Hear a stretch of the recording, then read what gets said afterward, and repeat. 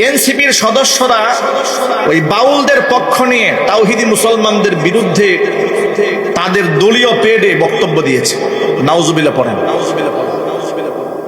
তো তাওহিদি মুসলমানদের পক্ষে অবস্থান না নিয়ে অবস্থান নিয়েছে বাউলদের পক্ষে গেল এক। তো এনসিপির জনৈক সদস্য সে ওই বাউলের শাস্তি দাবি করেছিল, এই জন্য তাকে দল থেকে বহিষ্কার করা হয়েছে। দল যখন ক্ষুধাদ্রোহীদের পক্ষ চলে গেছে তখন সেখানকার এক সদস্য দেখলাম নিজের পক্ষ থেকে পদ ছেড়ে দিয়েছে।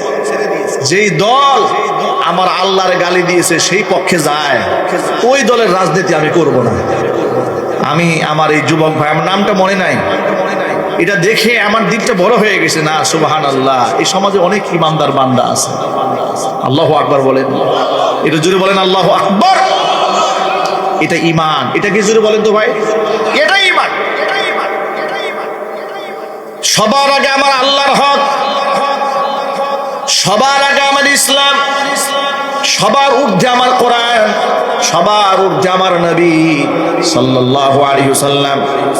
কোরআন সুন্নাহ আল্লাহ রাসূল সাল্লাল্লাহু আলাইহি ওয়াসাল্লামের ঊর্ধ্বে পৃথিবীর কেউ হতে পারে না। ঠিক কি না? এগুলো আমাদের অনুভূতির জায়গা। এখানে আপনি হাত দিবেন, মৌচাকে ঢিল মারা মতো অবস্থা হবে। মৌচাকে ঢিল মারলে মৌচা কি বসে থাকবে? হুল তো খাইতেই হবে। ঠিক কিনা জোরে বলেন? মৌচাকে আপনি ঢিল মারবেন আর ঘা খাবেন না, তা কিন্তু হবে না। আপনি আল্লাহরে গালি দিবেন আর এই দেশের মুসলমানরা চুপচাপ বসে থাকবে, তা হবে না। যে মুখ দিয়ে আল্লাহর সামনে বেয়াদবি করা হবে, প্রকাশ্য দিবালোকে সেই মুখ টেনে ছিঁড়ে ফেলা হবে। সুযোগ নেই আল্লাহর সামনে বেয়াদবি করা। এটাই ঈমান। এটা কি জোরে বলেন? এটার নাম ঈমান। আল্লাহ রাব্বুল আলামিন এরপরে বলেন, এই রকম ঈমান যাদের হয়, এত বড় ত্যাগ আর স্যাক্রিফাইস যারা দুনিয়াতে করে, যে একমাত্র আমার মহব্বতে সব ছেড়ে দিতে পারে, বাবাও ছাড়তে পারে, সন্তানও ছাড়তে পারে। কোরআন বলছে ওয়ায়ুদখিলুহুম জান্নাতিন তাজরি মিন তাহতিহাল আনহারু খালিদিনা ফিহা। আমি আল্লাহ তাআলা এদেরকে ঢুকাই দেব জান্নাতে। ওই জান্নাতে ঢুকাবো যে জান্নাতের তলদেশ দিয়ে প্রবাহিত হয় প্রস্রবণ খাল বিল। জুড়ে বলেন সুবহানাল্লাহ।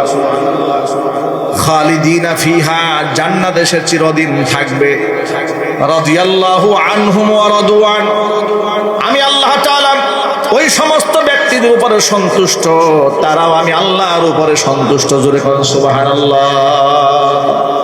উলাইকা হিজবুল্লাহ, এরা হচ্ছে আমি আল্লাহর সৈনিক।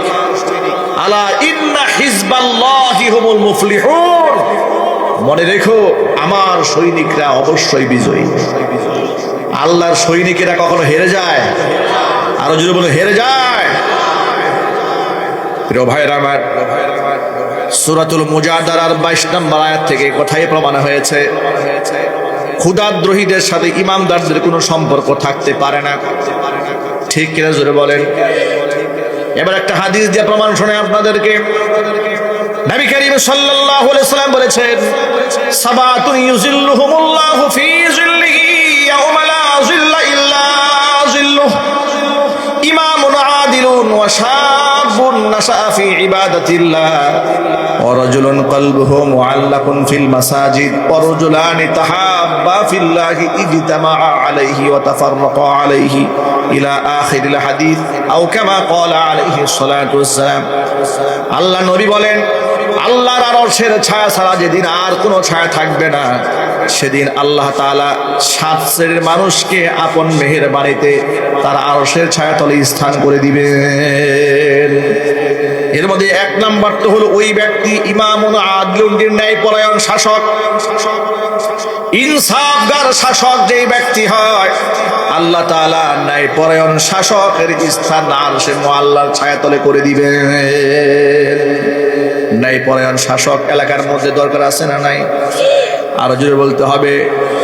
যারা মিথ্যা কথা বলে, মানুষকে ধোঁকাবাজি করে, চাঁদাবাজি করে, টেন্ডারবাজি করে, মাস্তানি করে, খুন খারাপি করে, আছে না নাই? আরো জোরে বলেন। বাজার দখল করে, হল দখল করে, মানুষের জমি দখল করে, প্রভাব খাটায়, এই রকম এমপি আমাদের দরকার নাই। আমাদের এমপি এমন ব্যক্তি হবে যেই ব্যক্তির আল্লাহর কোরআনের মহাব্বত যার অন্তরে আছে।